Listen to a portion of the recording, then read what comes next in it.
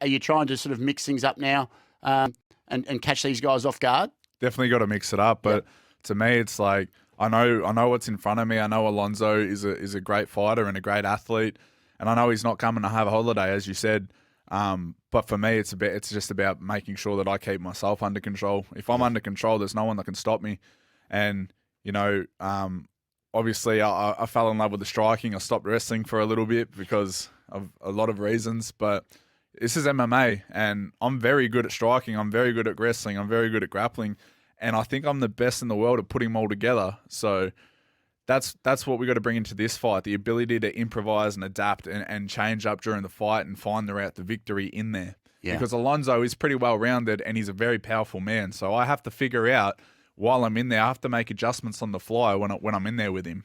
Yeah, and you mentioned that you sort of got excited by the striking part of it. And I guess, now you're in the studio, so I don't want you to jump across to me, but it looked like, from a guy that's never fought, when you fought Jamal Hill and got stopped there, it looked like you were over-eager and wanting to sort of put on that big performance, and have that highlight reel. Whereas I feel like if you didn't have that mindset, it might have gone a lot different. And he's now fighting for a title today, so it shows you the sliding doors in the UFC. If you just have an idea of what you want to do, but not, I guess, respect every opponent at the time. Is that not respect him, but try and do something that maybe isn't there? I guess. Yeah, you're right to a degree there. I think if you look closely and you actually look at me when I was fighting Jamal, you would see that I was actually very scared deep down, and I overcompensated by acting like I wasn't. Bravado. So, it's a bravado thing, and I had to do a lot of mental work and deal with my subconscious. Yeah.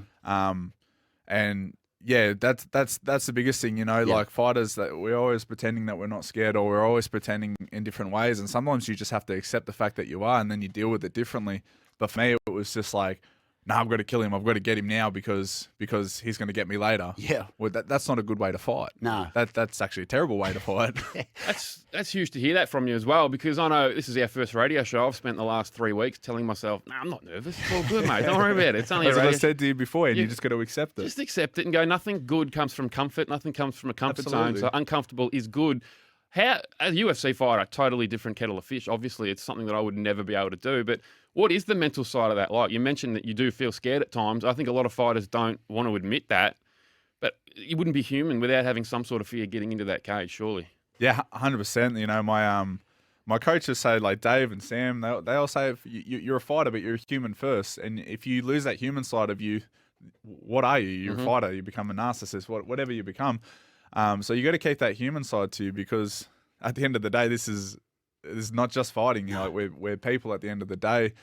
But yeah, I think the best thing is, like, you can use that fear. You can use that fear to make sure you don't slack off in the training upcoming.